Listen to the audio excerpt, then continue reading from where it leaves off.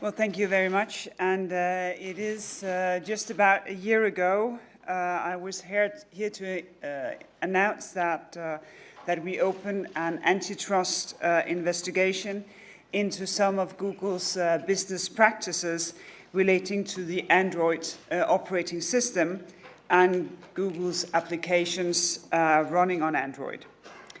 The preliminary conclusions from our investigation is that these practices breach EU competition law. Today, the Commission has therefore sent a statement of objection to Google, outlining these charges and giving Google the opportunity to reply to our concerns. What we found is that Google pursue an overall strategy on mobile devices to protect and expand its dominant position in Internet search.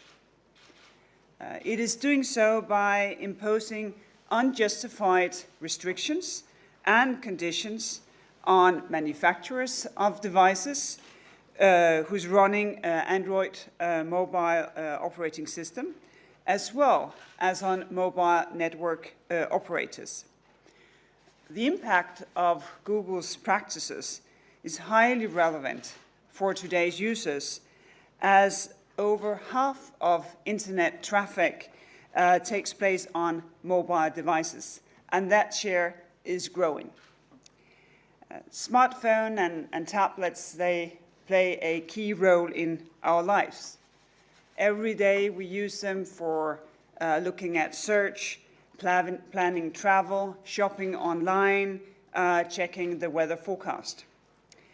About 80% of those devices in Europe and around the world runs on Android. And this number is even higher on smartphones and tablets in the lower price range, which is what the majority of Europeans consumers buy. Google decided to develop Android as an open source operating system. And this means that anybody may use the Android open source code and potentially further develop and create a modified operating system. The open source code is obviously not the source of competition concerns. On the contrary. But not all of Google's business practices concerning Android and mobile search seems to be as open or fair. So what are the practices that are worrying us? Google has a share of over 90% in Europe in the markets for general search services, for licensing smart mobile operating systems, and for app stores for the Android operating system. This is, as such, not a problem under EU competition law. However, dominant companies have a responsibility not to abuse their dominant position by restricting competition. Our preliminary view is that Google has abused its dominant position in these three markets. Its strategy to protect and strengthen its dominance in general Internet search has two main elements. First, the practices means that Google search is pre-installed and set as default or exclusive search device on most Android devices sold in Europe. Second, the practices close off for rival search engines to access the market via competing mobile browsers and operating systems. This is being achieved through restrictive licensing practices. A majority of smartphone and tablet manufacturers use Android in combination with Google's I have really rehearsed this and I knew it would go wrong. But you know the apps that Google actually own and you have to license them in order to use them. These apps. And the most important ones, they are of course Google Search, Google Play Store and Google Chrome. Well, if you want to be able to pre-install these applications and services on their devices, manufacturers, they need to obtain a license from Google. And Google grants these licenses on very restrictive conditions. First, Google obliges manufacturers who wishes to pre-install Google's Play Store on their device also to pre-install Google Search and to set the default search provider on those devices. In addition, those manufacturers who wish to pre-install Google's Play Store or Search also have to pre-install Google's Chrome browser. In short, those tablet and smartphone manufacturers are not free to choose which search engines and which browser to install on their devices. We believe that this hampers competing search and browser providers in effectively competing with Google.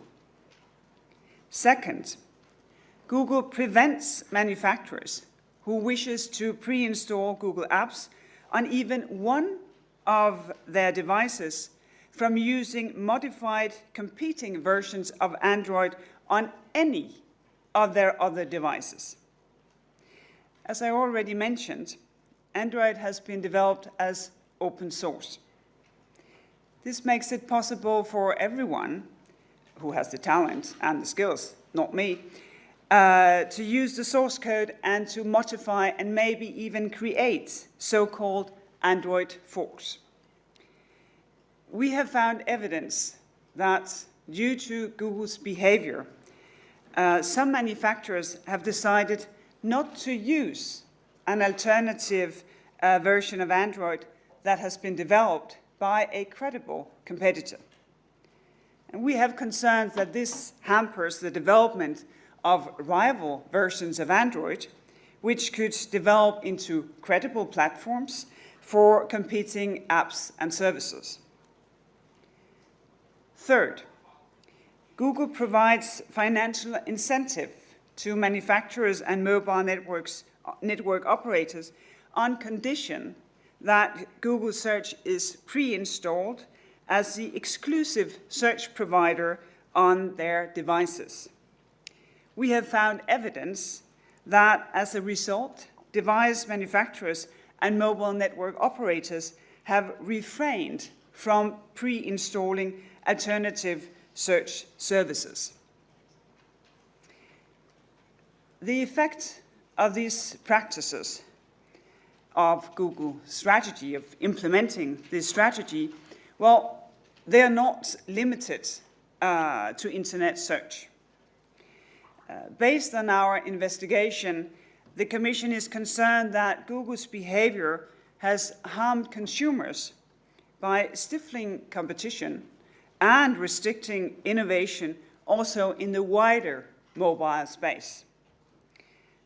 Today's statement of objection finds that as a result of Google's behavior, rival search engines, mobile operating systems, and web browsers have not been able to compete on their merits, but rather been artificially excluded from certain business opportunities.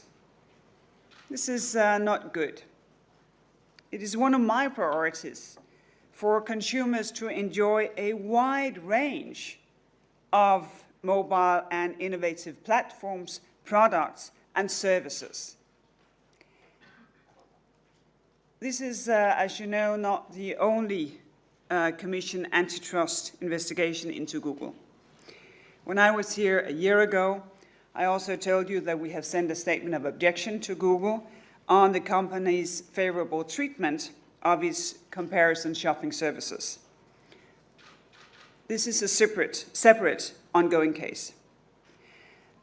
Since then, Google has given us a detailed response to the allegations in that statement of objection, and we are currently in the process of analyzing the very large amount of data that we received.